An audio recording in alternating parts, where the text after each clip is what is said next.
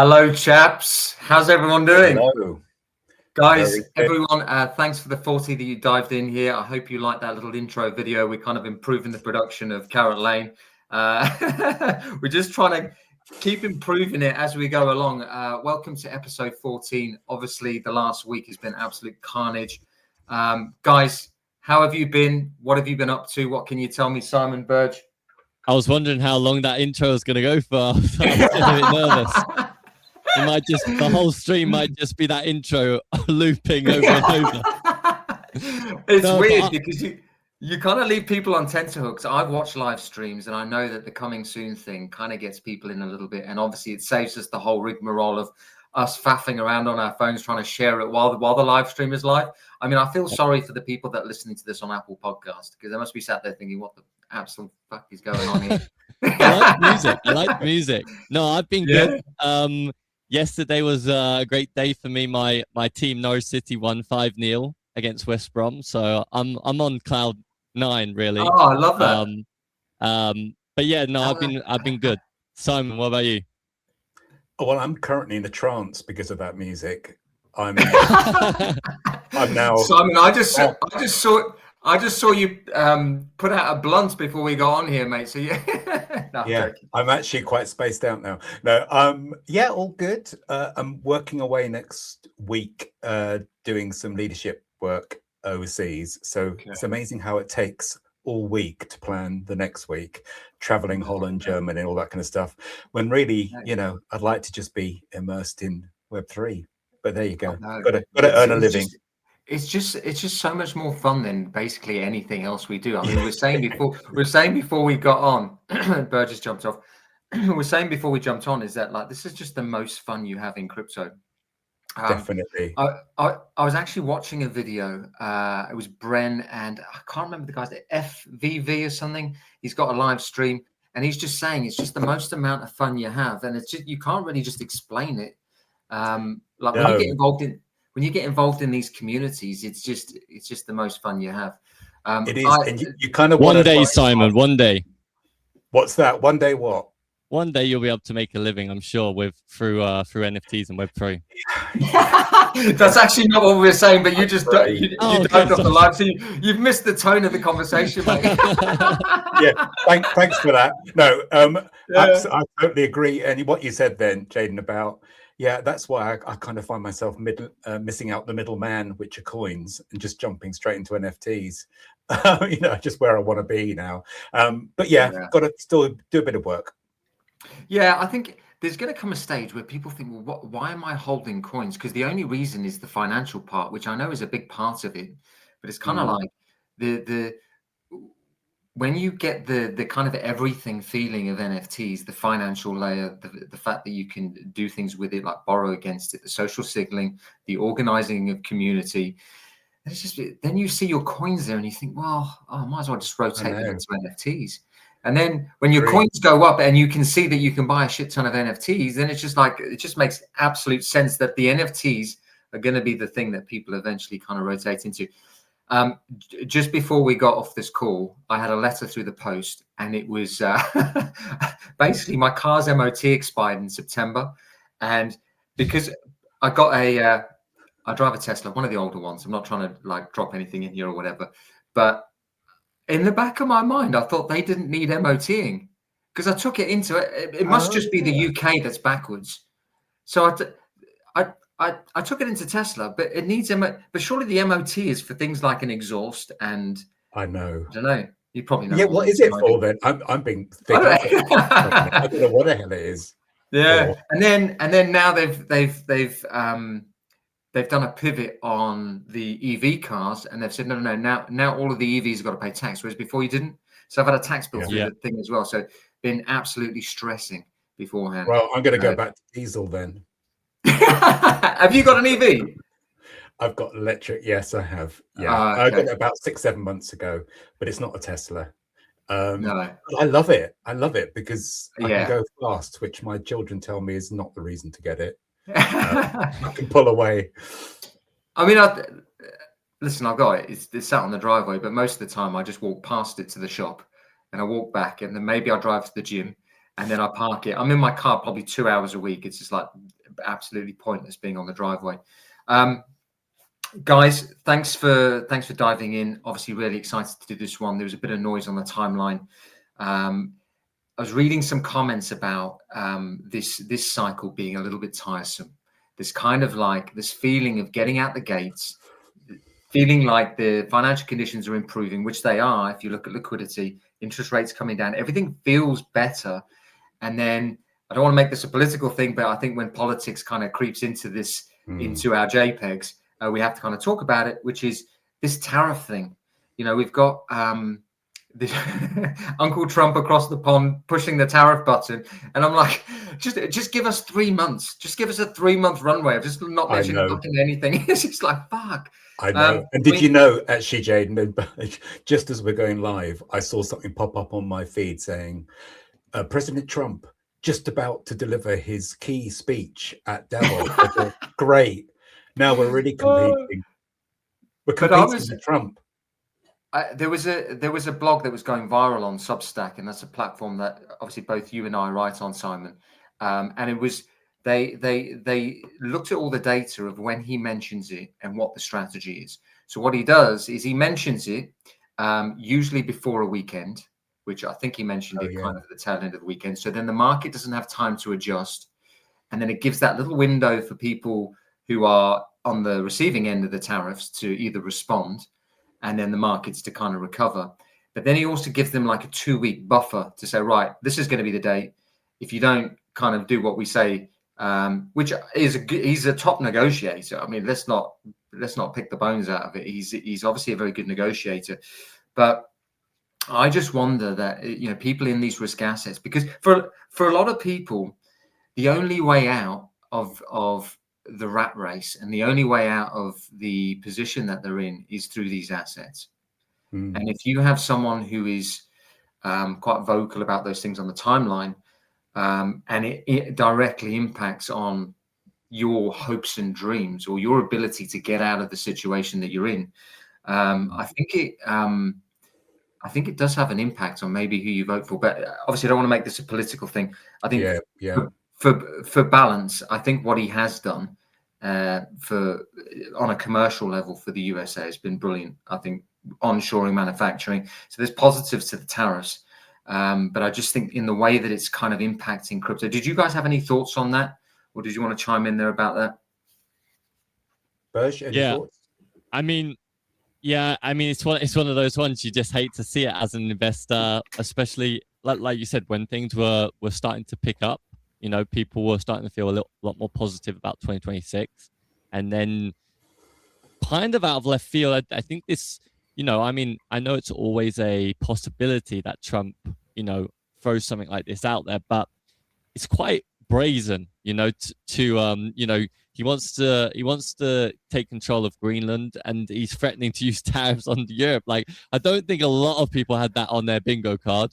You know? I mean, I know many people might not have had even him wanting to take Greenland on their bingo card, but to use tariffs as a way to influence or kind of pressure the European countries. I didn't think that was going to happen. Of course, the market is going to negatively react to that, unfortunately. Do I think it matters big picture this year? No, I don't think so. Because I feel like those tariffs are more of a threat. I see them. I don't really see much substance behind it. Fingers crossed.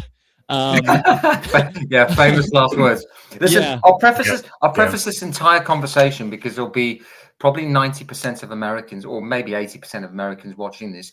In fact, for the 82 of you that are in the live stream, just do me a massive favor. The way the lives grow is by sharing it. If you're in a WhatsApp chat or you're in a private group or even just on the timeline, just give it a repost and it just gets more attention on the lives. The plan is to obviously do this every Wednesday. Cover kind of trending events. We talk about everything crypto, NFTs, and also this kind of new strategy ecosystem in token works. Berge, I just cut you off. No, it's all good. Simon, I was just going to say, I think of it the other way. I mean, I think of it that, yes, clearly what's happening has an impact, that it's how you respond to it. I think we've all been through so much as collectors of NFTs and digital assets and coins for so long, and gone through so much. What the most important thing, I know we all know this, but is how you manage your own response to it. Because you do go on a roller coaster, even if you're the most level-headed person. It's pretty difficult not to get carried away at certain moments, either up or down, with what happens from a day-to-day basis. So I'm always kind of working on staying emotionally sane as much as I can in this situation, as much as making the right choices of investments. Is how you manage your emotions, I think. And that's where community comes in so well, and connecting with each other. And that's what NFTs do. They help us to support each other, as they do without Carrot Lane, by the way. You know, it's great to have that private group chat and bounce ideas, and you're not alone. Yeah, it also feels like we're close to something.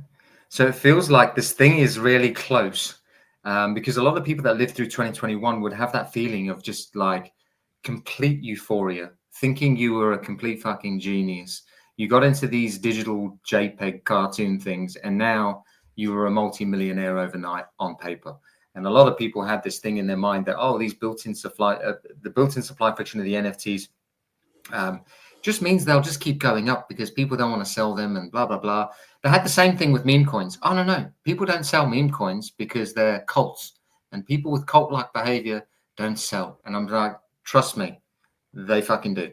Like people sell. When people get squeezed, they sell. And that is some of the risk, because any feeling, like you say, Simon, any feeling of euphoria in either direction, whether it's too negative or too positive, probably signals the opposite. It's like when you're at a stage in the market where people say it's all over, it's dead, it's never coming back. That is probably the time that it's going to come back.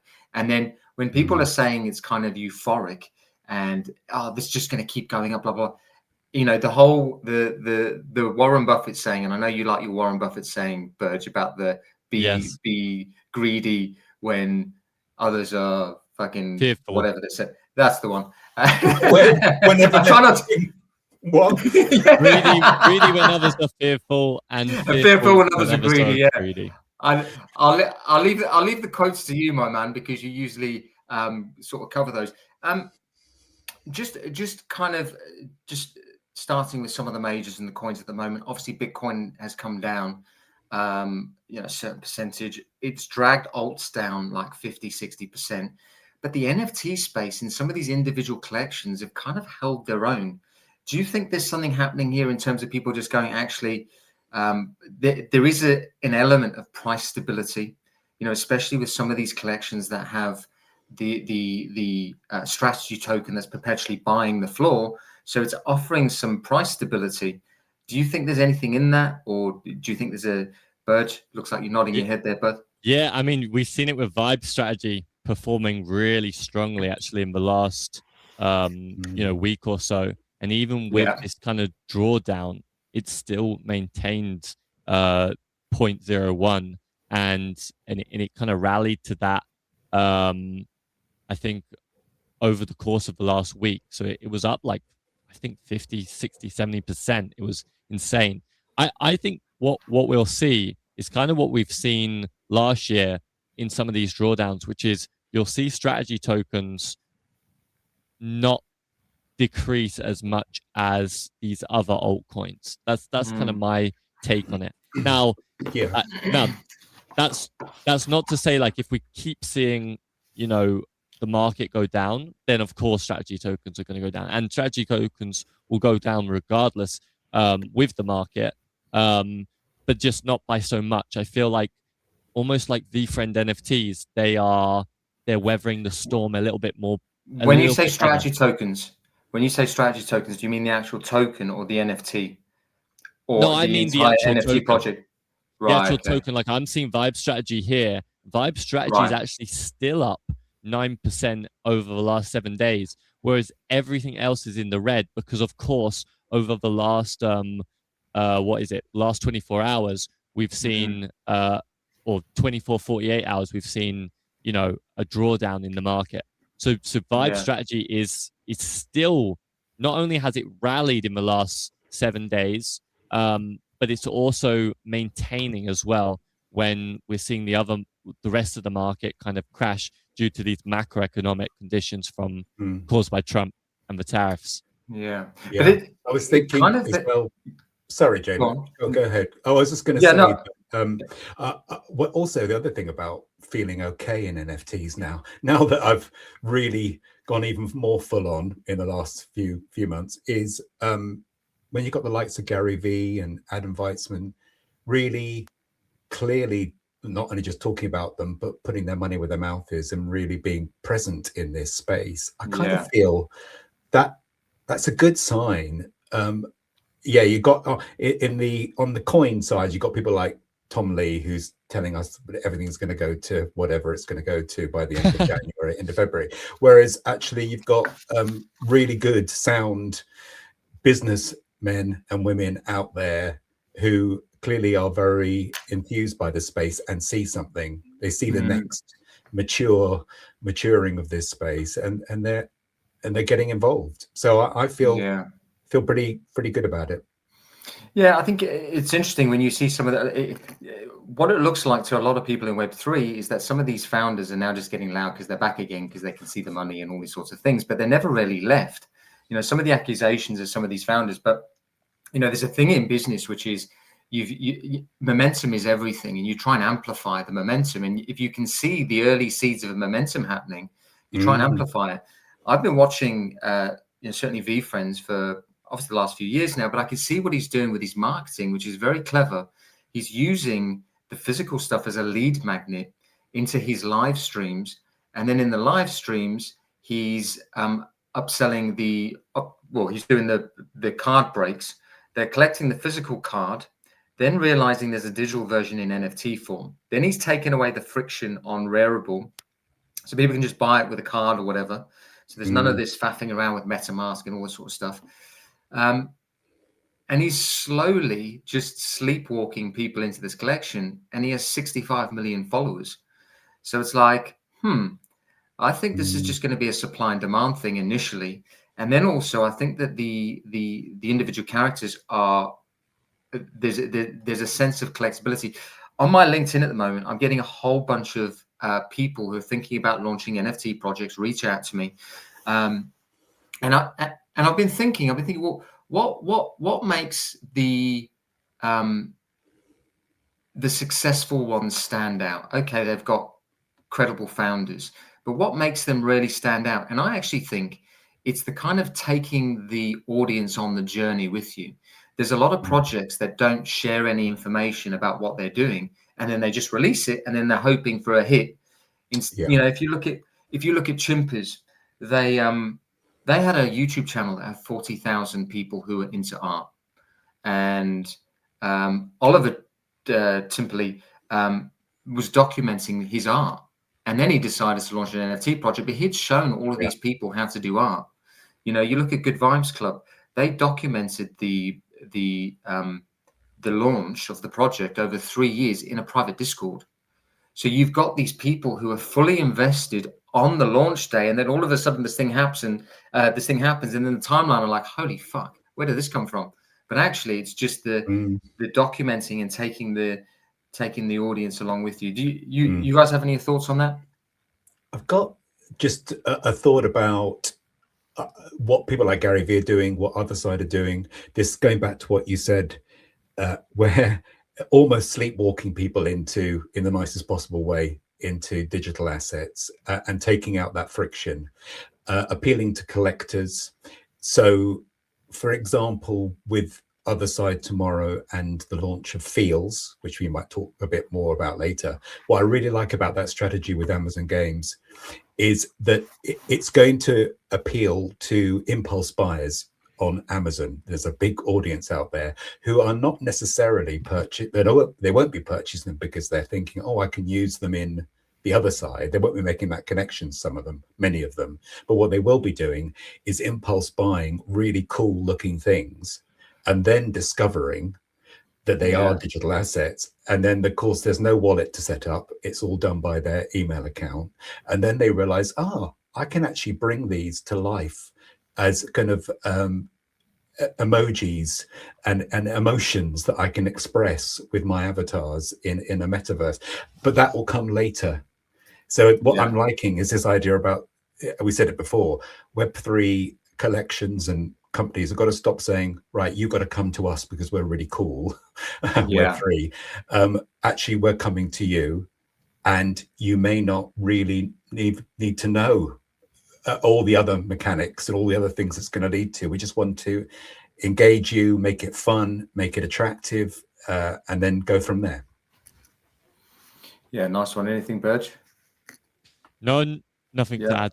All good. I'm just going to read this question out by Poison, which might be aptly named, not too sure. Gary Vee and others need to support indies. I don't know what that means as well, because buying only blue chip looks fake and a grab on attention. Indie meaning like smaller collections and artists that haven't been discovered. I've got some thoughts on this. I think it's a good question. The problem is, and this is a double-edged sword, which is when Gary buys something, people copy him. It's like we're seeing this stuff with Adam at the moment, Adam Weitzman. He's been brilliant for the space, but he's been very thoughtful in the purchases that he's making. Some of it's to support some of these projects, but also the founders behind them are actually doing something with the project. The problem you've got with a big person in the space, if they start to buy these things, people copy them. And also it gives credibility to something where maybe there isn't credibility to the project, and maybe you're saying it's good, but it won't turn out to be a good investment. Then a whole bunch of people buy it, it goes down in price, and then they shit on Gary Vee, which is basically what they did in 2021, 2022. You got any thoughts on that, Simon? Well, Adam Weitzman has actually just in the last couple of days been doing that very thing, purchasing some lesser known, smaller collections. I think there was a shout out to Lord Eco here from World of Women, his Ghost Slabs, I think it is. I could see that he had done that. Adam had bought into that. A few very, I guess, relatively small collections on Ape Chain. So I really like the fact that he's not just going for the ones that are in the spotlight at the moment, but he's doing that, which is a real sign that there's a real drive to uplift the whole space and not just select sort of higher profile blue chip collections, which I think is great. Anything, Burge? Yeah, I mean, it's an interesting one, isn't it? Like you said, Gary did this a lot in 2021, and I think it can lead to a lot of, short-term, a lot of attention for these artists or projects. But you've got to be a bit cautious when you're doing it. I mean, for Gary, I think it was actually more of he was enjoying it. He was having fun with it, having fun with NFTs. And obviously he has, a little bit of extra cash to splash. And if he wants to support someone, he'll go and do that. But what we know happened as a result of that is obviously a lot of people followed him. It would maybe inflate some of these projects or these artists to a point where they couldn't sustain them, and then that would actually cause a lot of pressure for them later down the line. So it'd be an interesting one to actually speak to some of these artists or projects and see kind of net where would they prefer it didn't happen, or were they thankful that not only for Gary giving them a hat tip and supporting them, but then everyone else coming as well. Like I don't know if net it's positive, because it almost creates this kind of like this rally and then this crash, and that can kill projects, especially projects. Artists, I think they can still weather that storm, but maybe on an artist level they were put under such intense pressure because people were then in their Discord saying, what's happening next? Like, well, where's the utility? And they're like, I'm just an artist. Like, that's fucking spot on. I mean, if you look at Yam from World of Women, that was part of the reason. And Simon, you could probably speak to that. I mean, I just while I'm on the Gary promoting different projects, Women and Weapons was one that he promoted. He didn't promote. He actually prefaced it. He just said, "Look, I'm looking to support the artist. I think it'll be a nice little project in a few years' time, because it was an early piece. It's kind of like this uplifting females in the space, a defiance thing. You had these females with kind of weapons in their hands and all this sort of stuff. But they didn't post for 2.5 years on their X account, and they made $3 million or whatever, $3-4 million. And you're going, well, okay, I can appreciate it's art, and these things have run up to huge prices. Do you by the same way that we lift people up, and this Carrot Lane's meant to be about uplifting people in the space. There's got to be an element of saying, is there a bit of accountability here for some of these folks that maybe just took a lot of money and just didn't really do anything? Yes. Well, I think with Women and Weapons, I know that they've worked so hard over that time. I was in Discord I bought another one about a month ago. I just bought it. Yeah. Do you know what? The art is sick. The art is so good. And actually, I love the story behind the... Yeah. And I think that Gary, and imagine Adam and other people, what they're seeing is not just the art, although they obviously love that, but it's more to do with backing the people they think have got their heart and soul in something, big or small. Definitely. That's what I got, because I remember seeing quite a lot at that time about, is it Sarah? I don't know what her surname is. Bauman. Yeah, Bauman. She, there was lots of events. Her and her husband were working really, really hard.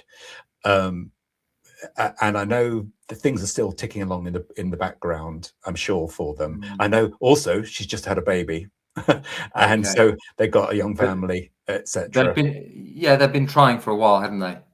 Yeah, and she's an artist in her own right. Yeah, so and this is the thing. This is where I take my foot off the brake with it, because she's an artist. It's not like she's promised some fucking I'm going to turn this into the next greatest IP of all time. Blah blah blah. She's just a pure artist, and you're collecting for the art, which is absolutely fair enough. So there's no dunking on it. I just think a lot of people gave up on NFTs. They were just like, fuck, this is just, when actually they were just a product of financial conditions. If you'd seen how, if you held Solana was at $247. I held my Solana down to $8.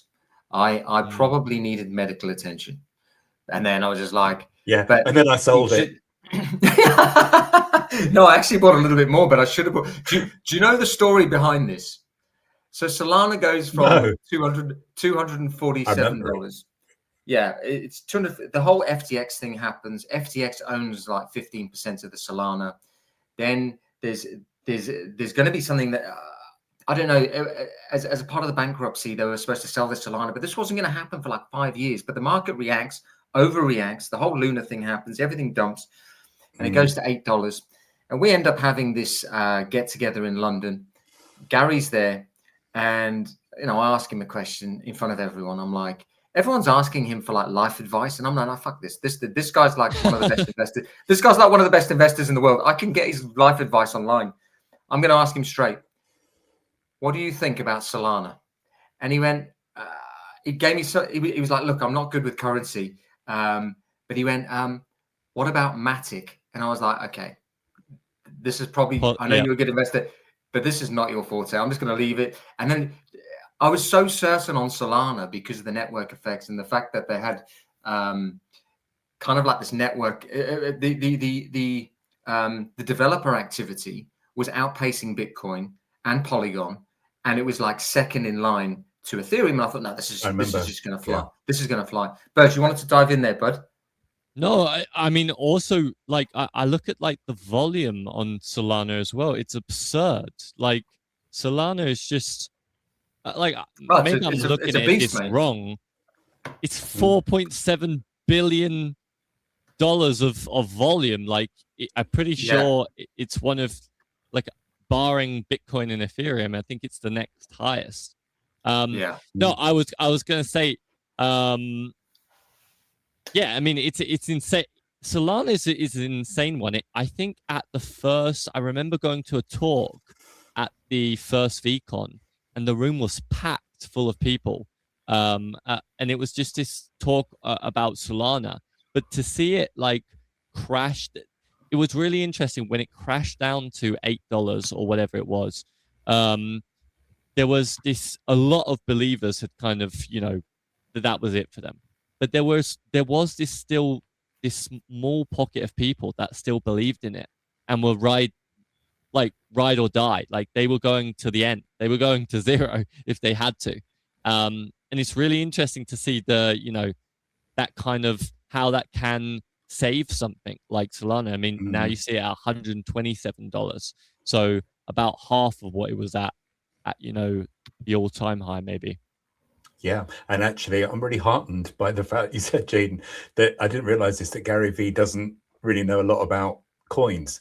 That actually is great, because what I was saying to you, I think earlier in the week, we're having a quick chat, and I said, I really can see a day when, we always think people get into Bitcoin first, then Ethereum, and then NFTs are way, way down the risk curve that people discover at some point in a crazy kind of moment when they're being really nerdy and they get into them.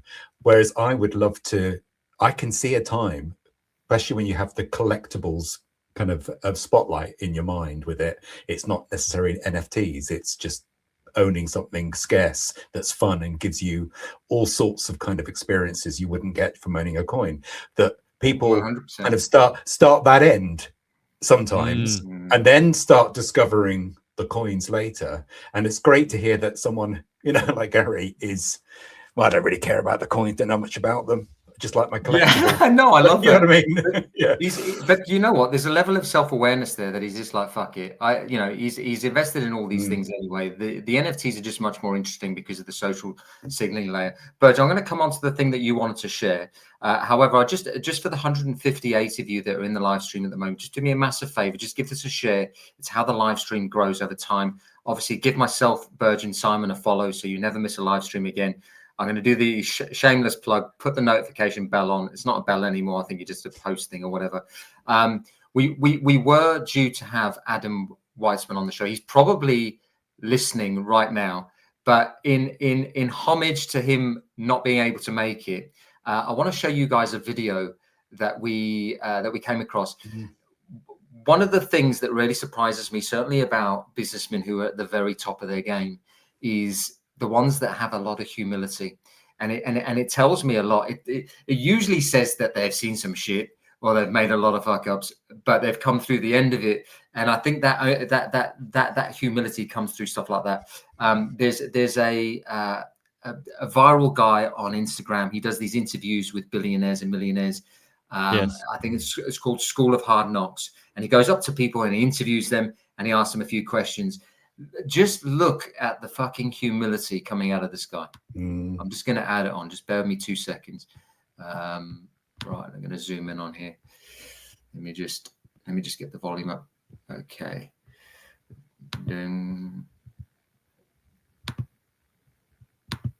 Excuse me, sir. Sir, make sure when you get the interview, get the jacket. How did he get rich? You gotta ask him. He got the best story in America. How did you get rich? You won't believe it.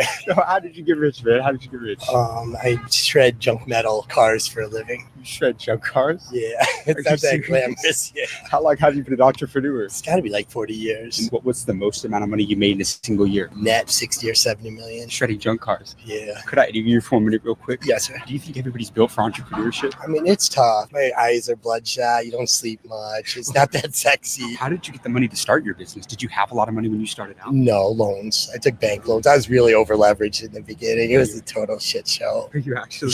It was bad. Do you trust the banks today? Yeah, they've been great to me. But I also know that if you mess with them, they'll bury you. What is the lesson about money that banks don't want people to know? I just think you got to watch the small print that you're signing. That's why it's in really small print. Get a magnifying glass before you sign that stuff. What do you mean by the small print? Like when you sign a bank loan or credit card thing, it gets really small at the bottom. You might want to read that stuff. I'm going to challenge you right now. Take me back to the most life-changing conversation you ever had. What is the greatest piece of advice that you received? When I was driving to prison and I asked my dad if he had any advice for me, and I thought he was going to say this really long thing, and he just looked at me and said, "Don't be a pussy." So that was it. You can't just feel sorry for yourself. So you learned that nobody was coming to save you. No, you have to save yourself. There's no money tree in the backyard, nothing. Now, I've interviewed a lot of billionaires, and a lot of people say that they're miserable. Are you happy? Right now, I'm happy as fuck. Yeah. Are you It's the happiest I've ever been in my life. What is it that keeps so many people depressed and miserable, especially when they become so successful? It's a tough world, but we're tougher. My biggest strength is I can be happy with nothing. Really? That's the best thing about prison. I can live without anything. And I'm not going to speak for other people's problems, but with mine, our problems are so little compared to other people's problems. Do you believe in God? I mean, somebody definitely helped me get to this place. It sure wasn't by my good looks or anything. You know? You got amazing advice, my friend. I'm trying. Hey, I appreciate you, man. Good to see you. I connect with all. Fuck. So that is like I've watched that video. I've watched that video so many times. And That's one of the better ones I've seen. Definitely. Do you know what? Because a lot of them are ego driven. That's Yes. the first one. That's the first one I've seen. And I'm like, nah, this guy's a real G. In fact, even Gary V's one that he did, I thought was a little bit ego driven. And I like Gary and blah, blah, blah. But this guy is the real deal. Like, I've had interactions with him. Simon, you've been messaging with him on X, and he messages and like he's very receptive, which is unreal. And this actually speaks to the beauty of NFTs, because now you can, if you have a NFT that you've got into, it's almost like an access pass. If the thing becomes desirable to other people outside of the space, it's like an access pass for these other people in, I guess, a traditional world that would ordinarily be famous and all these sorts of things. And it kind of gets you closer to those people. You know, it was a bit like Bored Ape Yacht Club when you had like the Kardashians trying to buy some of the apes, and is it Jimmy Fallon? I don't know my American celebrities that well, but he's like but he's actually mates with Adam Weitzman. If you look at Adam's Instagram, and bear in mind, I'm trying to get my Instagram off. So like any videos I share of him, I'm like trying to do the collaborator thing, just in case he shares it. He's like mates with Julia Roberts and stuff, mate. It's crazy.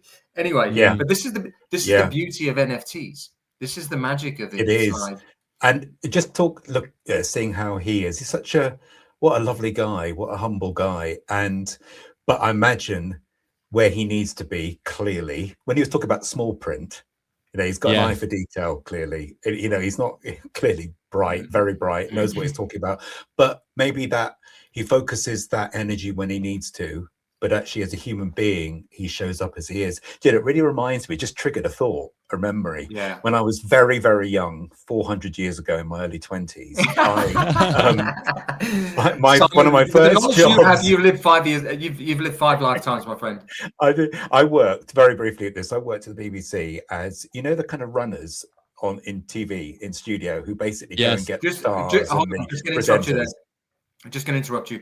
Just for our American viewers, despite what Elon Musk said to that news reporter, BBC means British Broadcasting Corporation. Go. Yeah, absolutely. And this was the entertainment side of it. So it was things like you may not have heard of it, but Top of the Pops, Tomorrow's World. It was EastEnders. I watched Top of the Pops. I think I was about 9, but yeah, I watched it. Right. Well, I was working on all those programs. It was like, oh my God, I'm this really young guy, and I've had an opportunity to just have fun and meet people and get them in the right place and cue them on in dramas or TV programs. Anyway, cut long story short, I was every single time just taken by the biggest star. Not everyone, of course, but the biggest stars were the most humble, most down to earth, didn't want to cause any problems. So, for example, someone, Kirk Douglas was my first person I looked after,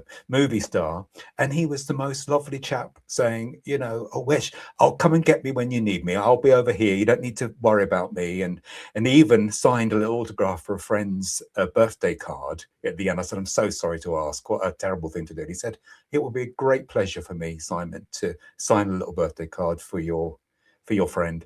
And yet one-hit wonders, like some of the bands I looked after, were so basically up their own backside, and they expected everything that you needed to be. They're given to them on a plate. They wanted to be called from makeup. They wanted to be called.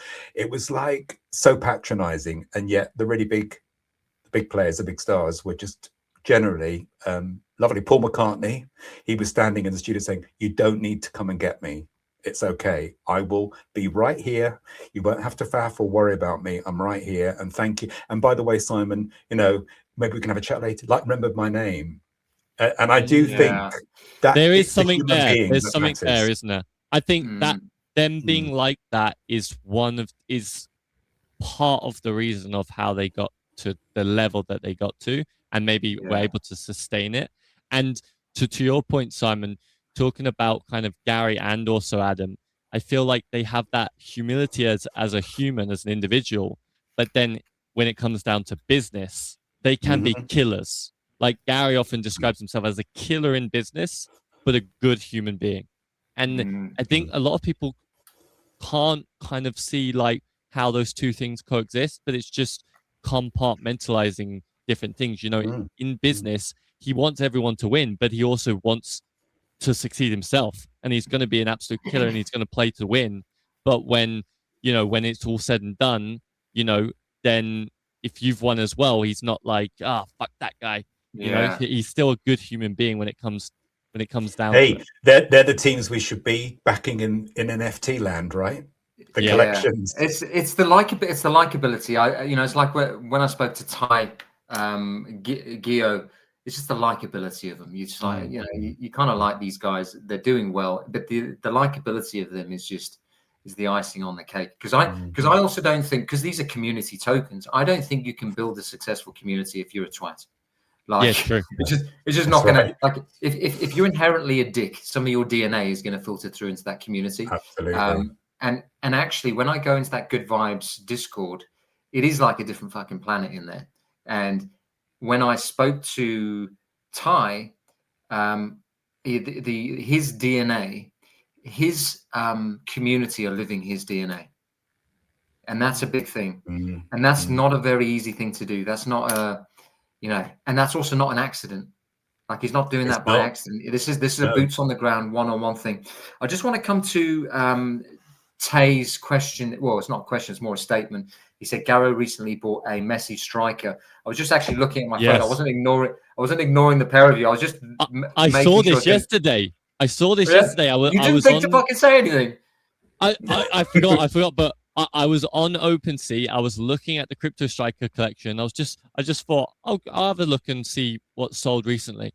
The second last sale is fucking Gary V buying a Messi Crypto Striker 2 days ago. And I was like, oh, that's interesting. I mean, the floor's basically 10x'd because and I know this is going to sound crazy because I know it was at 0.01, and I know this is small fry, but it's gone up to 0.06, and ETH has increased in that time that in the last couple of months or whatever. I've never actually said this publicly before. In fact, Burge, you might know, but I think I'm actually the second largest holder in that collection. Yeah, which is crazy. Really? Yeah, and I think Tay has quite a handful himself as well. Like, both of you guys are massive collectors in that project. I went absolutely bananas on it because I could see with strikers there's a disconnect firstly in collecting in America because a lot of the soccer card collectibles happen in like North America, but they're actually, if you look at the data, I think they're about 5th most popular collectible, because what ends up happening is people, they don't resonate with some of these guys who play in the European leagues, who have got 50, 60, 70 million followers on social media, and they don't know that they're very good footballers. So they just collect the goats and they dump the rest. So I noticed the last 3 years that there was a huge opportunity in strikers because a lot of these goats, the mid to top tier players like the Iniestas, the Ramoses, the Marcelos, I could reel off bloody whole. Yeah, no, well, Rooney wasn't. Lukaku. Was Rooney not there? Sterling, Harry Kane was there. Thiago Silva. Yeah, so there are all these mid-tier players who have huge followings, and this is the first ever sports NFT project. I know that there's like Ether Lambos and stuff that precedes it. There's something on Counterparty, which is more a coin in football, but it's not actually a like commissioned art. And there's a low supply. And there's this disconnect because what Americans were doing, respectfully, is they were treating it like traditional sports cards. They were going, oh, hold on a second. Messi, Ronaldo, and Mbappe, they're all like 2-3 ETH. So this collection's a bunch of bullshit. I'm not going to collect it. However, if you look at, I mean, there's who's the goalkeeper I'm thinking of? He's got like 20 million followers. I want to say like Croatia or something, like some random country you've never heard. James Rodriguez, who plays for Colombia, has 50 million followers on social media. Salah, Neymar. Who's the quarterback who just bought Birmingham? Tom Brady. Tom Brady has 14 million. That's the greatest sportsman of all time. So you're just going, there's this disconnect between people actually realizing how big football or soccer is compared to every other sport. If you take all of the American sports, like the baseball, the ice hockey, the football, and you put them all into one, they're 1/10 the size of a global football audience. They're 1/10. So this is just a supply and demand game. Then you go, FIFA sell in-game assets and like build your own teams and all these sorts of things that the gaming company keeps. So there's already a demand for these things. They did over $1 billion in revenue in 1 year. So it's just like, God, this is if you just say anything, this is the collection. Like, this is the fucking collection. And there's a reason that Gary's buying this. There's a few questions around the commercial rights of the players, because a few of the players were like, look, I think it might have been Thiago who was like, I don't want you taking advantage of my image rights. But the thing is, this project was so early frontier that it predated like the digital licensing laws. Yes. So people could do digital things. You could do a JPEG on your computer of someone and draw it and just leave it there. But now it's trades like a physical asset. It's a JPEG that trades like a physical asset that you can buy and sell. Are the players aware of it? Are some players out there? I don't think so. I don't think any players have heard of it. They're releasing stuff on So Rare, and some of the messy digital stuff that he thinks is his rookie card, which basically isn't, unfortunately, is selling for, I mean, like $200,000-$400,000. Yes. Same with Ronaldo. I think he's sold for over $500,000 a digital NFT, while not realizing that actually there's this early frontier project, which is Crypto Strikers, now Wrap Strikers, on Ethereum, which nobody knows about. And I personally went absolutely ham on this project. And they actually look good as well. Like, I'm not gonna lie. Like the artwork is really, really clean. Like the player's name is massive at the top. You've got their kind of flag as like the background. You've got you've got like a little kind of circle with the actual flag in for like Brazil, Spain. Then you've got like this design, which is like the colors of the flag, of the Brazilian flag or the Spanish flag. And then you got this custom artwork by Gilang Bogi? Gilang Bogi, yeah. Yes. So he's famous in Indonesia for this whip app style art, WPAP. Right. And it's a certain type of art. I can't remember what the analogy is for it. He ends up doing the art. I think he had a bit of a fallout with the actual project founders. A guy called Gio Citino, and then another guy, I can't remember his name, but they did it together. Ben Gerton. Gerton, that's Gianni Citino. And actually, Gilang only did the iconics. The other guy who did the original art was Mal Toscano. That's exactly it. So, but interestingly, VeeFriends came out with their own iconics to peg themselves to this project. So this is VeeFriends, which is, I think, the top IP, now pegged themselves to this project by releasing their own iconics. Just fucking let that sink in. And they got Gilang Bogi to... They commissioned him, yeah. Yeah. They commissioned. So, Simon, any thoughts on that? Because I know you get more excited about the founders and stuff, whereas I kind of get off a little bit on the history. I love that. And I know you mentioned them before, and it's made me think, and I did have a quick look a while ago. It's made, of course, you did it with bloody Thief Friends to me. No, but And now you're going to do it with Crypto Strikers or whatever they're, Rap Strikers. we're just about to feed you some more VFriend spam in a second because I'm about to share something from Birds, which is very interesting. Yeah, carry on. Just make your point there, bud. What were you going to say? Well, I was just going to say it goes back to this real sense of, for me, of collectibles. You know, these cards, these collectibles, and I think that's, people are maybe not saying as much about that as we could be saying, which I think that's the route into this market in part, is this notion of NFTs. Yes, they are NFTs, and don't be shy of calling them NFTs, but actually this market is about appealing to collectors. And that just reminds me of being a kid, having my little cards and swapping and playing these games with kids and my friends and everything. So yeah, great. Yeah. Now, more V Friends. Is this our V Friends feed? Yeah. Well, listen. Yes. That's all I'm saying. Is it's funny. I was speaking. I had a Zoom call with Puppy, who is the Quirkies. He's taken over Quirkies, and we kind of discussed like he you know, we're going to plan on maybe doing some stuff together in the future, which is great. I think what I am going to do is jump on loads of Zoom calls with NFT founders, guys. Just in the chat, if you think that your NFT project is something that we should be looking at and talking about and covering, please just drop it in the comments section, because we're not just doing this because firstly, there are 270,000 different NFT projects, so we're not going to cover everything. But if you think there's some value in the space that we should be talking about and covering, please let us know and we will cover it. We're not just doing this to be biased or trying to shill these projects because we hold the NFTs. I actually think it gives a bit more credence that we talk about projects that we own versus that we don't own, because at least we can speak to it on a better level.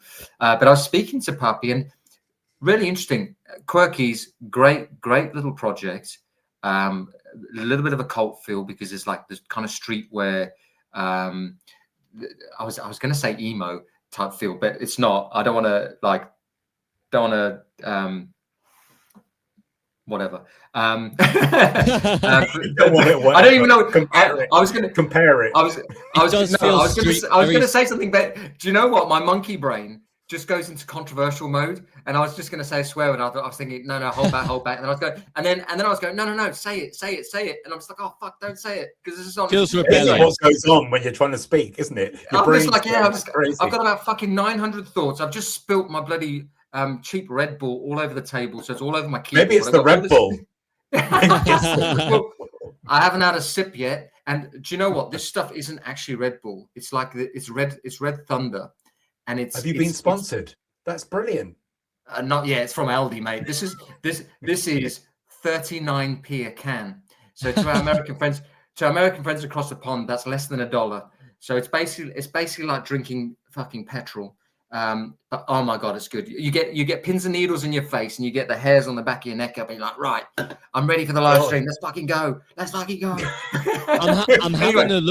I'm having a look at the Quirkies page now, and I get what you mean. It is this like kind of skateboarder type, you know, rebellious kind of brand or feel to it. Yeah, but what I was saying is that I had a chat with him, and he's got a very strong background in business. He's got a couple of other businesses that he runs. Good guy. He was formerly a part of the community, and I like this kind of being a part of the community first, and actually. It feels like you are one of the people, one of the community. It's almost like the Luca Nets thing, where he was a part of the community first, and he's like, right now, Pudgy Penguin's got lucky because Luca's a fucking beast. Like he's a very good marketer. He's got a bit of a chip on his shoulder, which drives him. And he was going to take that thing to the moon, and now he's got the community behind him, and that's what was the launch pad. Now, I'm not saying Quirkies is going to do the same sort of thing, but it looks a good one because firstly, it comes up on my timeline and people say, hey, have a look at this. And I think there's this kind of wisdom in the masses. When a whole bunch of people say to you, oh, have a look at this, then it's probably time to leave. And I am actually looking at the moment, may cover a video, one of my short form ones soon enough. But Simon, you had some thoughts on Quirkies, didn't you? Well, it was interesting because we did mention them a few episodes ago. And actually, he got in touch with me, the message, and he was interested because when we were talking about them originally, we were scrambling to try to remember what they were associated with. I was saying, is it surfing? Is it skating? Some of it was right, actually. Yeah. And he said that was a really good bit of feedback, because he was saying, I think the website, as it was, I don't know if they've updated it now. He said, maybe we're not getting our message across enough and our identity across enough. So that's really useful feedback. The fact that you guys couldn't remember at the time what we were associated with. So that was the dialogue. So yeah, and I just shared a clip, and he saw that. No, I love that. Burge, I've got this thing that you want to share. Yes. It looks like. Yeah, we've been waiting. We've been waiting anxiously. Guys, do me a massive favor. If you've got questions, we'll answer all of them. The thing I love about these live streams is that the regulars that have turned up, like chuck stuff in there. Tay has been brilliant. It does help the content, because what it does is it gives us a feel for what you guys want to listen to. And we're not, we want to talk about everything. This show's more about you. Well, it's more about us, because we have the most amount of fun fucking talking about this. It's not about any of you. It's about us. And if you want to leave, you can. No, I'm joking. Good marketing, Jayden. Brilliant. Yeah. No, it's good. How did that go down a storm? Anyway, so this was a Spaces, right? Yes. Yeah. Just before you hit play there, guys. Sunday. Yes. What Sunday? I don't know. Should we say 10 a.m. Eastern Standard Time? Sure. Myself, Simon, and Burge are going to jump on a Spaces. So that's 3 p.m. UK time. Come and join us. Simon, is that all right? I've just put you on the spot. Yeah, absolutely. Perfect. Right, 10 a.m. Sunday, we're going to do an NFT Spaces. Make sure you join us. There's a whole bunch of you that kind of DM us after the live stream, but this is an opportunity for us to kind of shoot the shit, and you can ask us questions. We'll bring you up on stage and all that sort of stuff. Over to you, Burge. Okay, so this is Gary talking about NFTs and kind of the plans for this year. I've said it a bunch. I'm going to say it again. I think we are in the year of the collector, right? We still see the behaviors of the past. I think we all know that. There's still some people trying to get a quick ride on a Chimpers or a Good Vibes or what have you. But I'm excited. I think I'm going to onboard, tens of thousands of people to consider collecting NFTs this year. Thousands will, just like I did in 21. We have a huge Topps Chrome launch in June. We've got these comics that are killing. And I'm very focused on affordable NFTs. And I still think Series 2 VeeFriends under $300 a piece. It's crazy to me. I continue to laugh. I feel like it's very clear to everybody what I'm doing for the space this year again, and what I'm doing with VeeFriends. Yet I continue to see people fade and underestimate VeeFriends and Series 2, and that keeps me motivated. But most of all, I've been in that mindset for the last 4 years. I'm very happy to see a lot of you strategizing, focused, collecting, building. I'm really, really proud of the actual pure builders and pure collectors. Everyone's allowed to think about money and short term. You're allowed. I believe in flippers as part of the economy. I think it's an but it is, I'm sure it's not lost on anyone here that we are in the collector's era right now. You can feel, we're not fully there, but you can feel it, right, y'all? Very, very interesting. We've spoke about this a few times now of us being in this kind of 2026 being the year of the collector.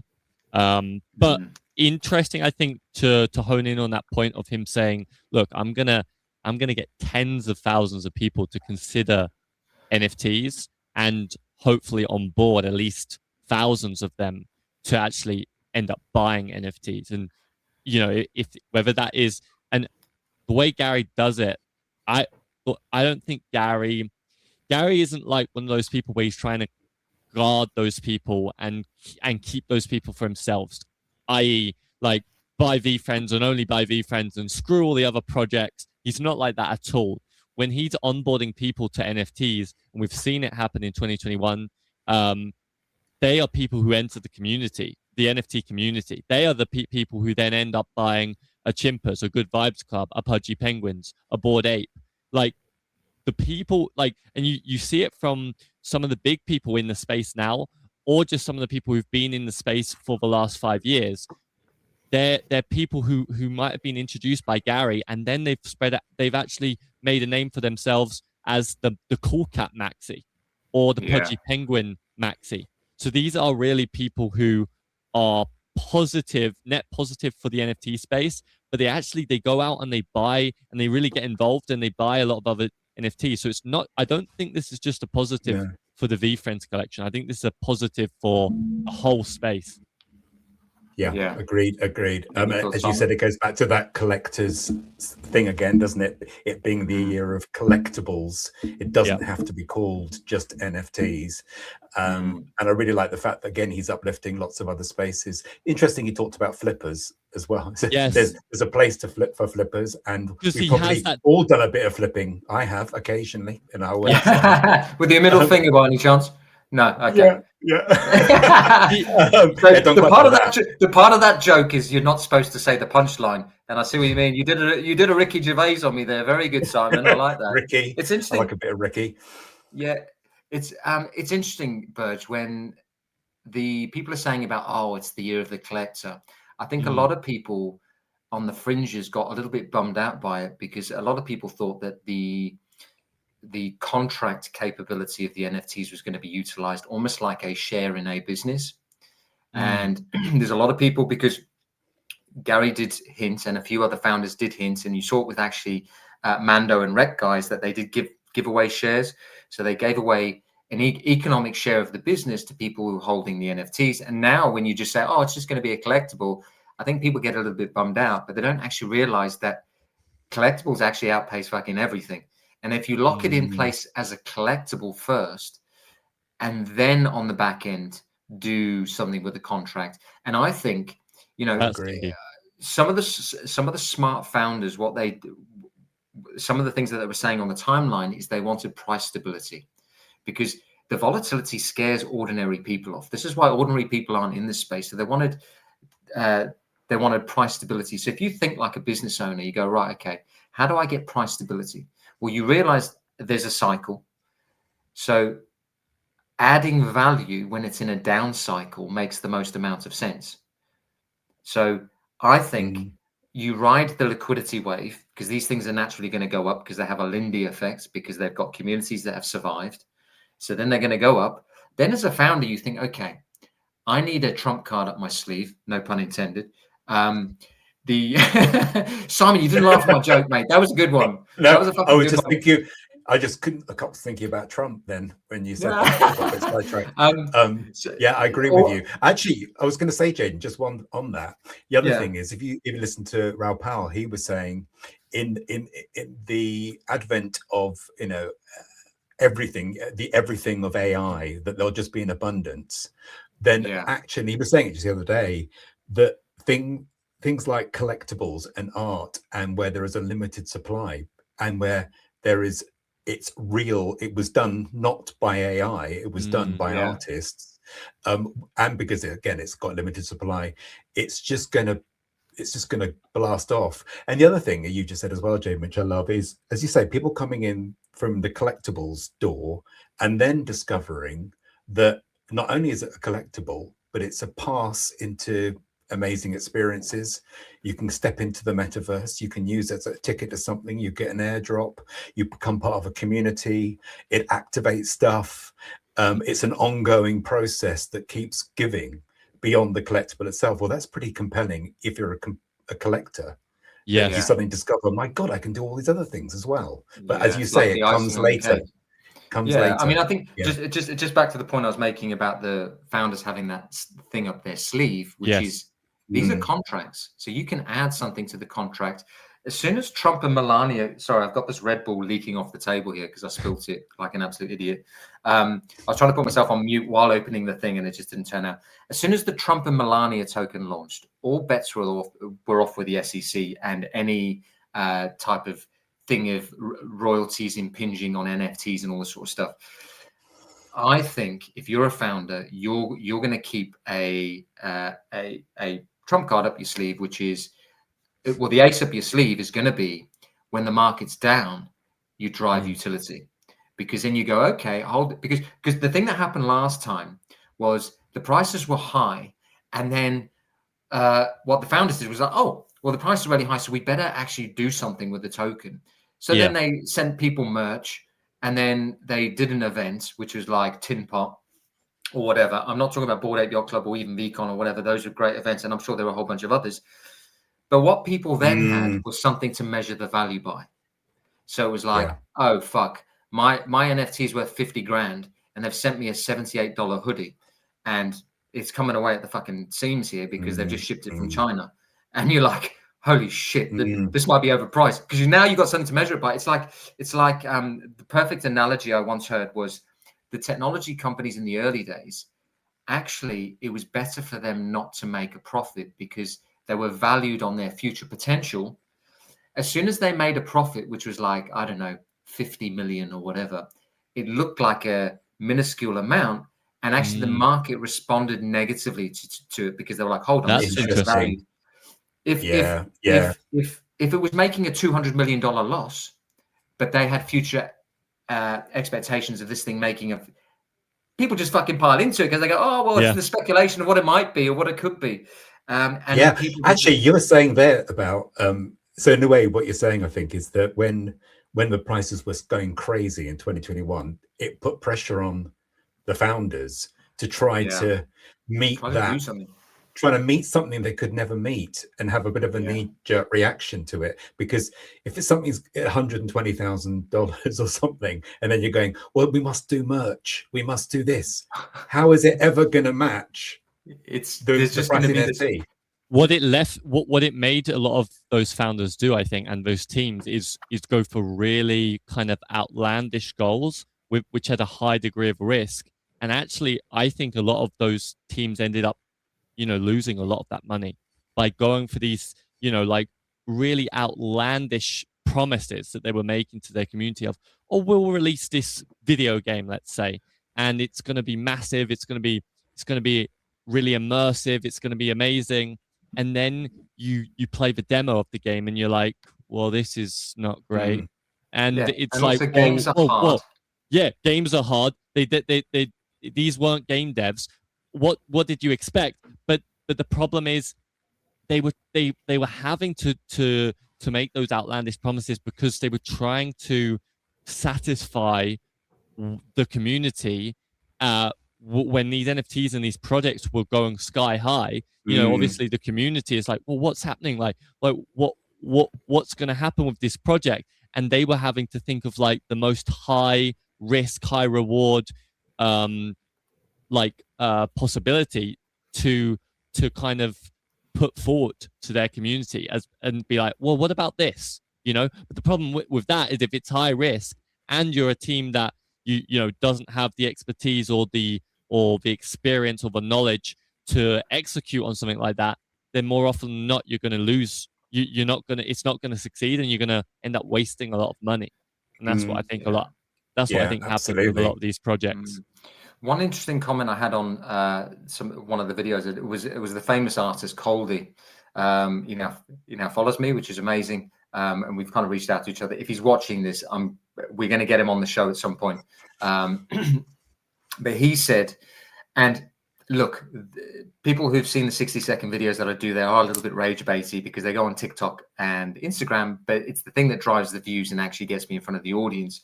And actually, it's the rebranding of NFT, the word NFT, and just calling it a digital asset, especially when you actually, some of these fine art assets, it's actually probably a little bit disrespectful just to refer to it as an NFT because it's got this history, this lore. Maybe it's from a iconic artist who's like captured a moment in time, whether it's culture or, something we resonate with.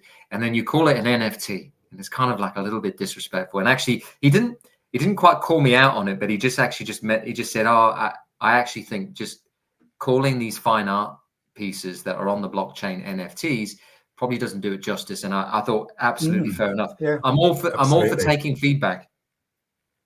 I agree. And I was just going back to what collections are doing now. They've gone through a whole phase of the hype. They've gone through the tough times. And it's great, isn't it, to see the ones that have stayed around, big and small, the ones that keep going, because I just think they're going to probably keep going now. I was just came to mind. We'd never really spoken about. I don't know if either of you have Dead Fellas at all. I don't know if is it Betty? Betty and her husband, who actually created it. But what I've noticed recently, they've been just working really hard. They just keep going. Their studios have created a game. You mentioned about games and things like that. Dead Lucky game, which I think could be quite interesting. And I love the fact that people are just innovating and doing what they're doing as collections to get where they need to get to. And people are getting more of an identity. These collections, these founders are creating their own identity. And it's still so early. You know, that's the other thing. We keep forgetting that NFTs really haven't been around very long. I mean, you say about the early part, Simon. Obviously, I follow that, but I think we follow each other. But it's the big part of this entire NFT space that all of the men and all the bros miss is that we are going to be the minority. It is going to be a fact that we are not going to be the majority in the space. All the data suggests that females support female-led projects. Like 80% or something. If they know it's a female-led business, they'll support them. And like 58% of females make up Web2 spending. So this is just going to be at least 50-50. And then you look at some of the female-led projects. You know, Victoria Verdandi, who's the first ever female solo artist on Ethereum. I know we all support her. She's doing some great art at the moment. And, you know, it's just no one really knows about her or the story and stuff. But I think when more females enter the space, what will inevitably happen is there'll be a lot of support for certainly these female-led projects, which is a little bit that happened with like Flower Girls, Women and Weapons, World of Woman. There'll be Boss Beauties. I don't know what happened with that project, but a lot of these, you know, female-led projects got a lot of support from certainly the blue chip collections. If you look on NFT Scan, the outside of CryptoPunks, the most held blue chip collection is World of Woman. Like 44% of the holders hold other blue chip collections. That's a huge amount. I think VFriends is like 24%. There's a couple of others that, you know, like have like maybe like 30% or something. But World of Woman, because it's a cultural thing and it's men trying to support the females in the space, it's just that project is just going to go fucking bananas because it's just a supply and demand thing, with it being the first ever female project.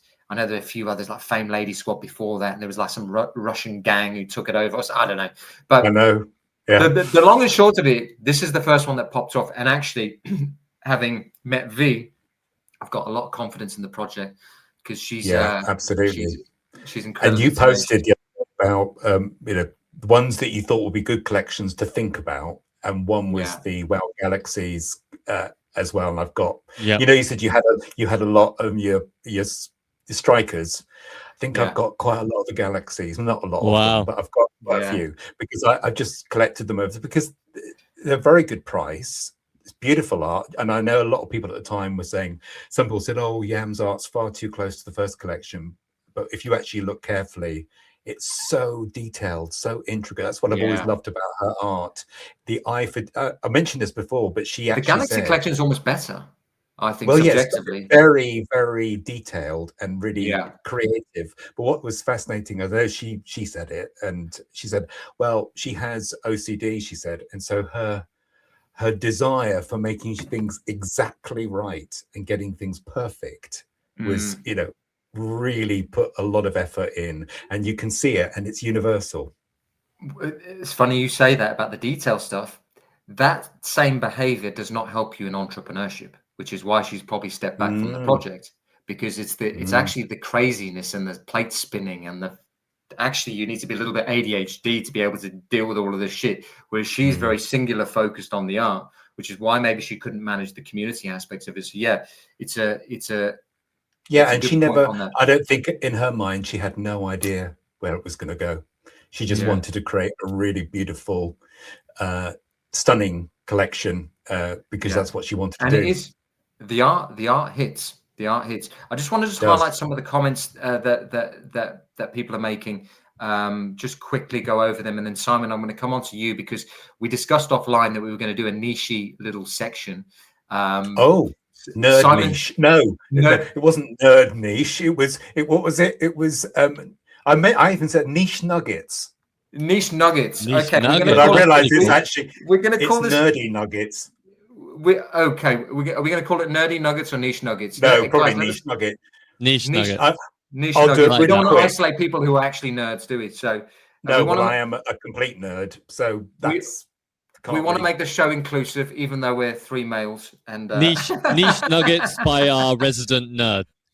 By the yes, but and these are not necessarily niche, but they're nerds. They're nerdy. For the context of why we've introduced this is because me and Bird just sat here looking at Simon, thinking, "What the fuck? This guy's gone down some rabbit holes on some cave, and he's down some cave, and it's like on some fucking Tom Hanks Castaway shit, where he's just like, no one knows or he's even heard of this thing, and he's like, it's just the best thing ever because the team are amazing, blah blah blah." And we kind of sat here like, holy shit. So we're going to introduce this niche nuggets section, which is going to be amazing. But before we do, I just want to highlight some of the comments, because the comments really help us, guys, with content, because it lets us know what you want to listen to.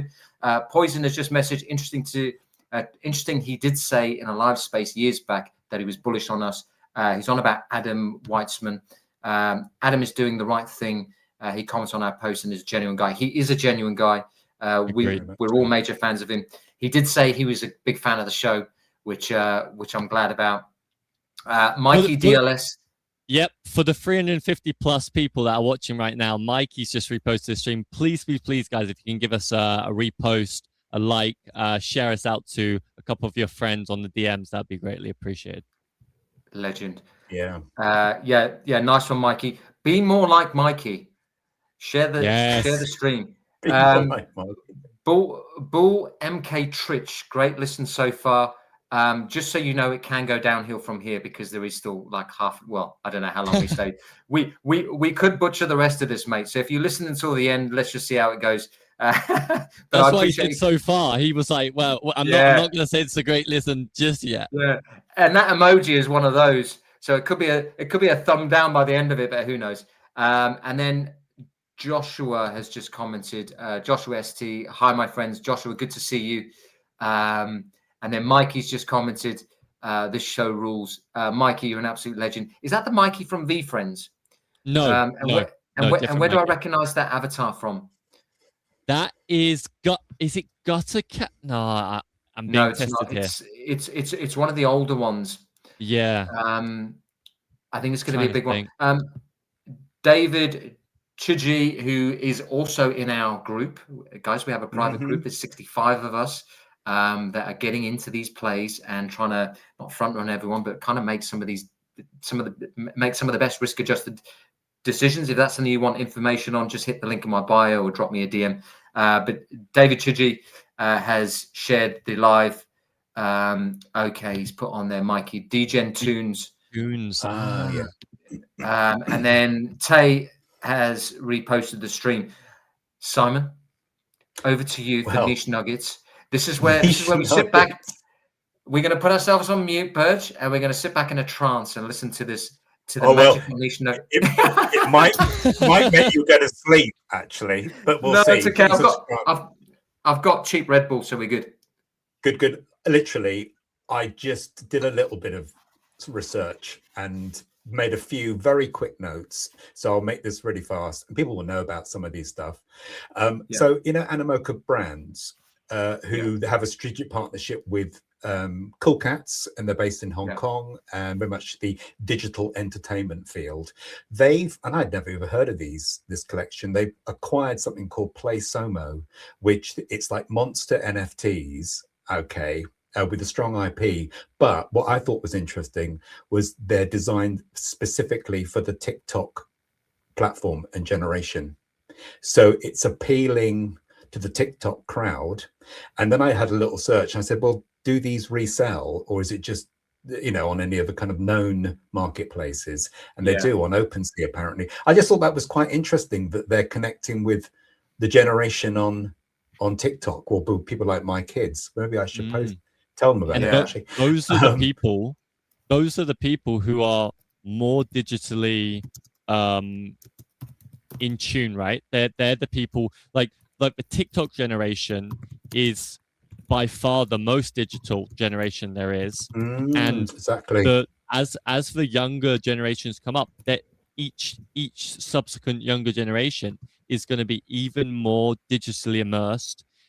That's they live and breathe that. And actually, Gary made an interesting comment a year or so ago, where he was basically saying that these newer generations, they almost don't see the difference between physical and digital, as in they value it the same. Interesting, that. So, yeah. For example, back when I was a kid, obviously, like when I was in primary school, I would trade, physical trading cards with other kids in the school in my year.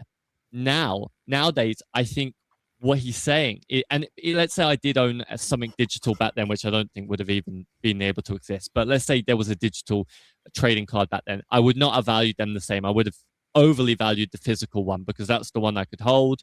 But now what he's saying is nowadays it's equal in their minds. The physical and the digital is the exact same, as in they hold it in equal value. And sometimes the digital actually becomes the one that is more native, because they're spending so much time. That's where they are. Yep. Yeah. Yep. Yeah. And interestingly, I think I might have put my kids off because 5 years ago I got into NFTs. And so they've rebelled. And every time I even mention them, and they are the TikTok generation, Why do you think that? Well, it's because dads, obviously, they've discovered is a complete nerd and is into NFTs. And thank you. It's just embarrassing. I'm saying, and look what I've got. And they go, yeah, okay. I'm just going to go out now. I mean, they're 20, 19, 16. So they're right in there. I might better get my 16-year-old, though. We'll see. It's interesting.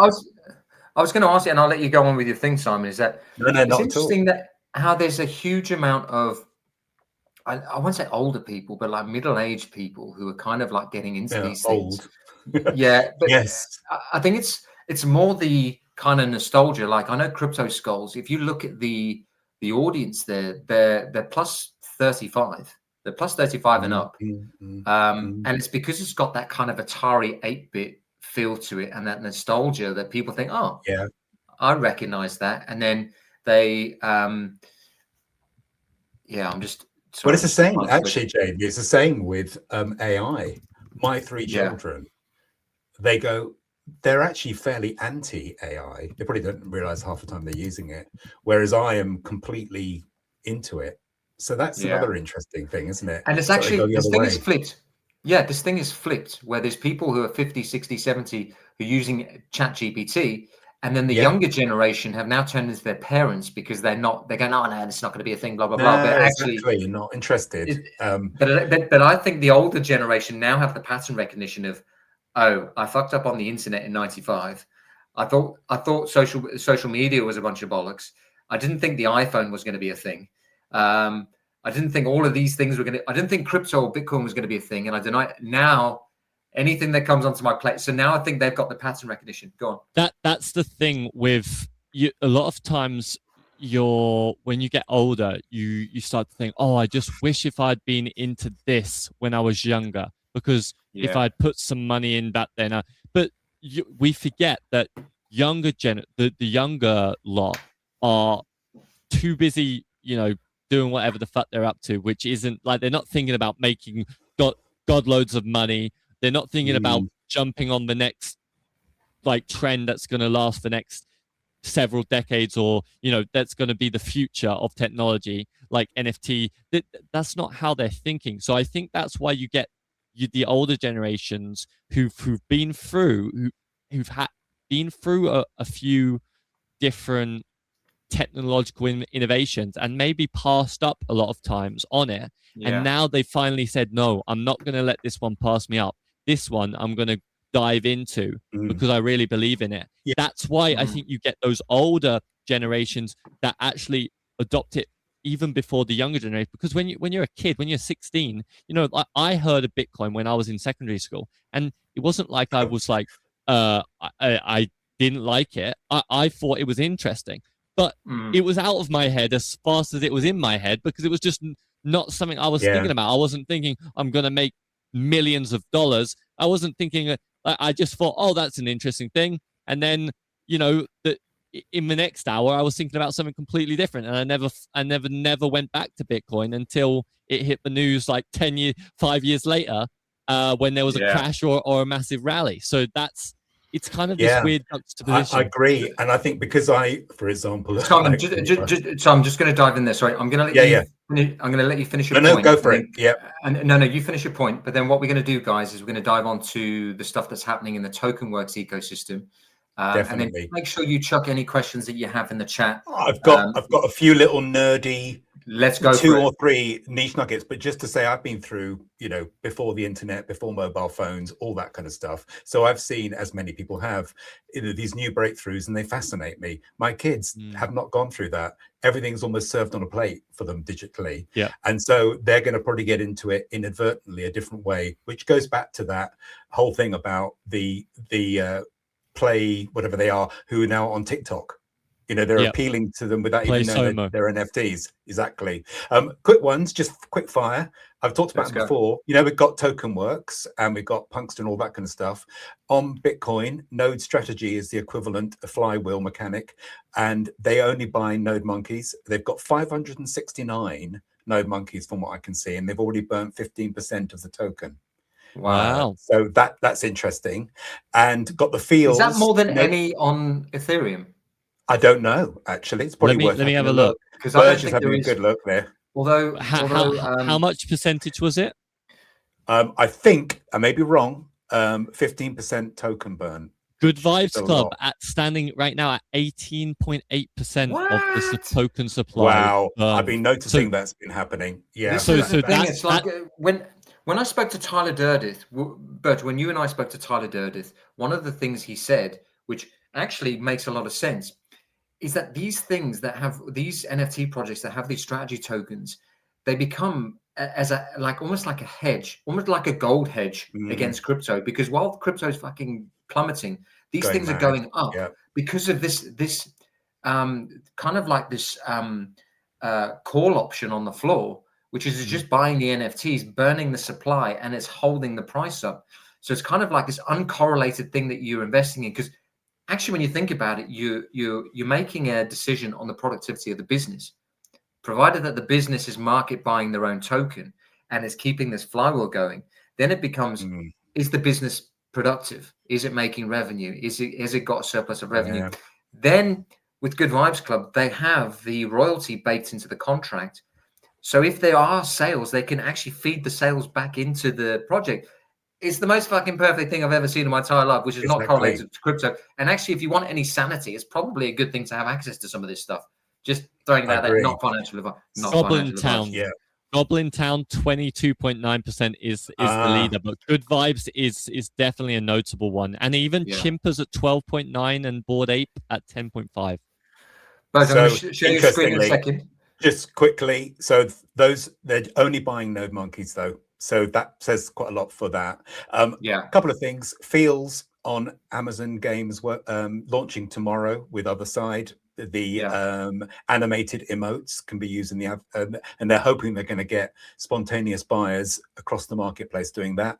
And then final thing, I feel like I really am doing a little mad update on the news, is a rumor that PlayStation are going to start to integrate Bitcoin and Ethereum payments by the end of 2026, and maybe launching their own. Sony might be launching their own USD peg stablecoin. So for 2026 for PlayStation payments. Wow! So I think that's really interesting that it's not just about the tokenization of finance, but it's looking like from another angle, like gaming, etc. So just thought I would report on that.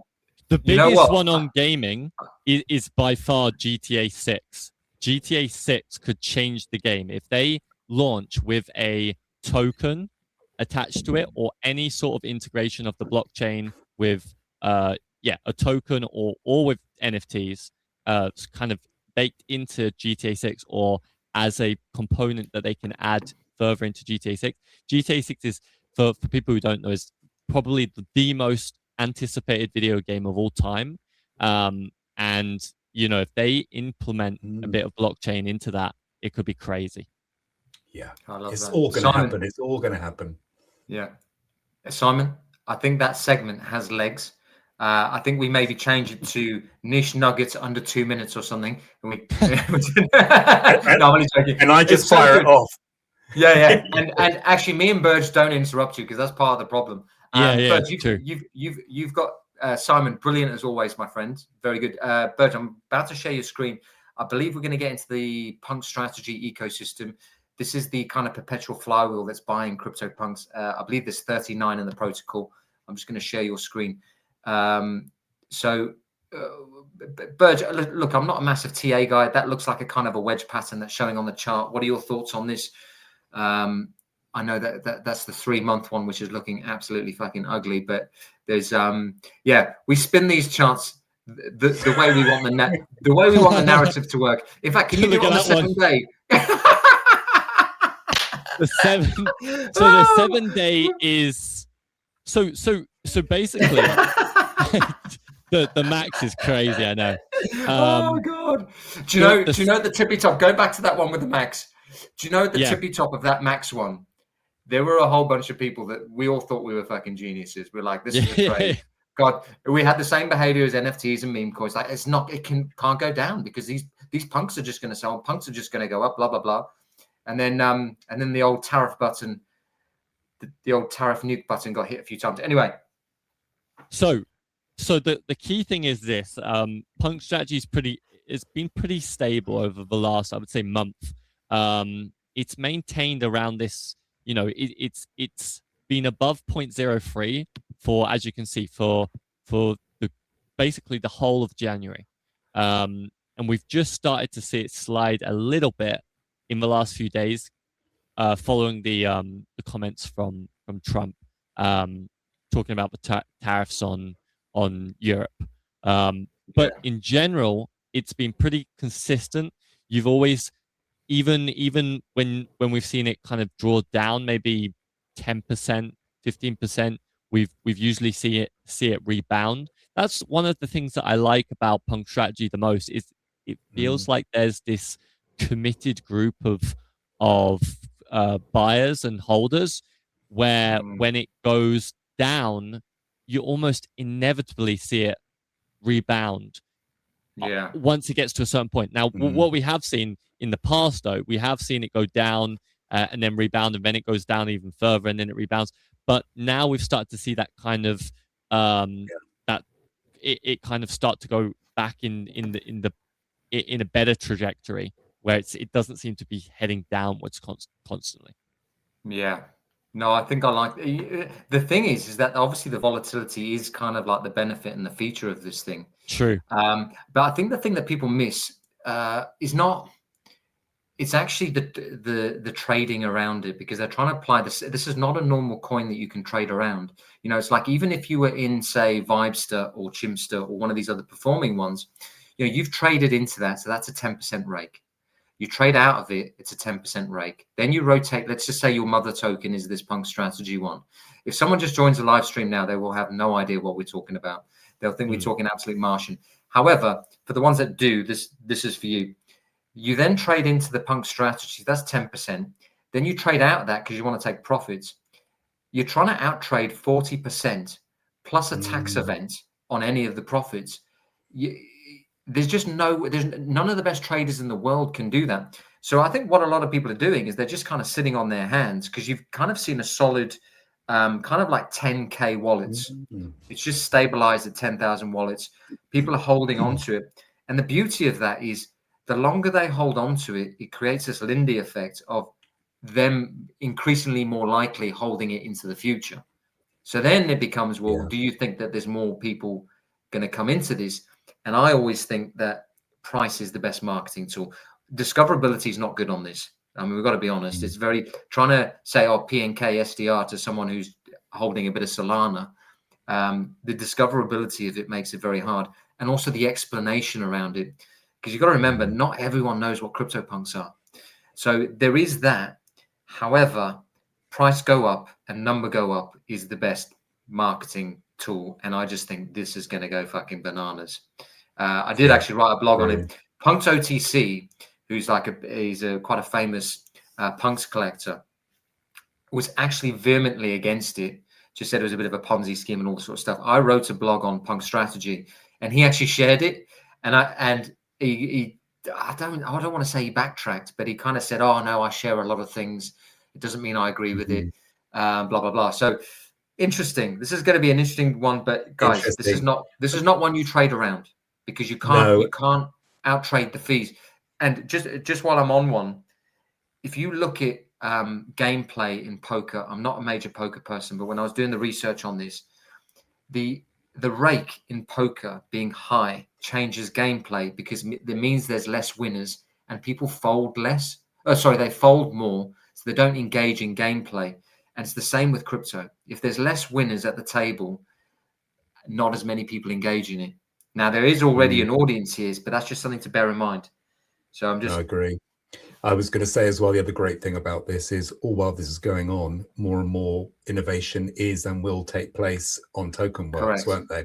And Vibe Strategy, I mean, Bergen, you can talk to this, I'm sure, with what they've just done by having them listed. The ones they bought are now listed on OpenSea, and OpenSea have marketed that. Well, yeah. Have you seen that? I didn't see that. No, I didn't see that.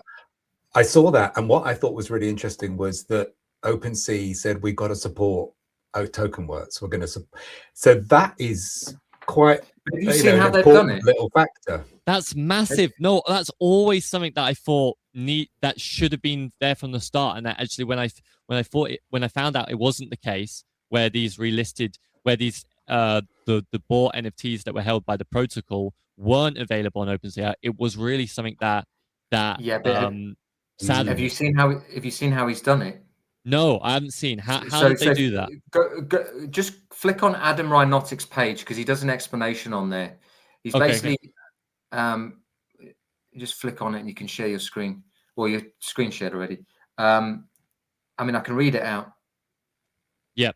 Oh, here we go. So it's that top one. Just zoom in on it so people who are viewing can read it. But what he says is the biggest hurdle for this was knowing when an asset has sold on OpenSea. To keep things in sync, I created a function that allows anyone to tell it when a sale has occurred on OpenSea. A small percentage of each sale is kept as a fee and used as an incentive to whoever tells the protocol first. So they've obviously worked out. Have you commented on it? Me? No. Underneath. Oh, right. Okay. I'm just looking at your screen. Oh no, that's someone else. Sorry. So they've obviously figured out a workaround to it, which is pretty cool. So why is it only Good Vibes Club? Yeah. And for now, I imagine. Yeah. Maybe they're just testing it. But that's interesting. And the other thing in play with Punk Strategy, I know I've kind of looked at not the downside with the fees, because the fees aren't a downside because they feed the protocol, but it's actually the other NFT projects feeding the ecosystem. Because I don't think any NFT that launches should launch without strategy token, because the NFT by itself just doesn't work as a launch pad, because the prices, if it's successful, it becomes unsuccessful because you eliminate a lot of the holder base, and if it's unsuccessful, it just becomes illiquid. So I mean, those are my thoughts on it. So I don't think if you launch an NFT project that you can do it without strategy token, because I think you need the ERC20. Do it, doesn't it? Yeah. And also, actually, it gives you the shot in the arm. If you can get some PR behind the strategy token, you can get that treasury pumped up. It then becomes actually quite a good boost because you've got essentially a whale that doesn't sell or perpetually relist for a higher amount. But you're smiling. You want to share something? No. I was thinking just now. Once this happens with the rest of the strategy tokens, where they're available to buy on OpenSea, it's a game changer. It's made me more. What I thought in my head? I was thinking it's made me a lot more bullish on Punk Strategy, and I'm already bullish on Punk Strategy, and I can't buy more, but I almost want to buy more now because Vibe Strategy. I've actually sold Vibe Strategy. I said it last week. I've sold it to buy some VFriends boxes. I mean, I've fumbled the bag here completely. I don't know what I was doing. I've just realized it's 18.8% burned. I've just realized the relisted NFTs are available on OpenSea. I give up. But Burge, the double-edged sword is the double-edged sword is you can only sell something that's up in price, and by definition, it's performing. Yeah, true. And the thing is, so you're selling Vibester because it's the only probably one of your assets that's up in price. So it's a double-edged sword of going, well, it's kept on going up. Well, actually, we should probably expect that because it's been performing during the bear of the bear of the bear. That's great. I mean, this is why how early we are in token works, because that's just another innovation, and there'll be more and more and more. It's going to play a big part in this ecosystem, I think. By the way, just to say, Jayden and Burge, in 15 minutes, had a little calendar invite reminder. I've got a one-to-one coaching session I've got to run. Now, I could invite. Shall I invite them into this instead and just do it and not even tell them? I'll just do a one-to-one, a really confidential one-to-one, personal. Oh, I love that. Coaching It's funny,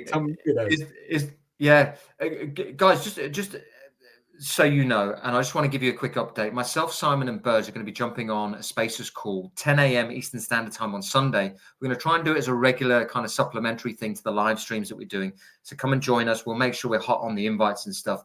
A bit about Simon's background is he's actually a communications coach. And I know there's a whole bunch of you after these live streams, you message me. And actually, it's not even around questions around the NFTs and the assets. It's just like a little bit of admiration for Simon and Burge and the communicate and the way they're able to like dive on the live streams. And there's almost a sense of, I can do that for myself. There's a whole bunch of you watching that can actually do this stuff and do the content and stuff.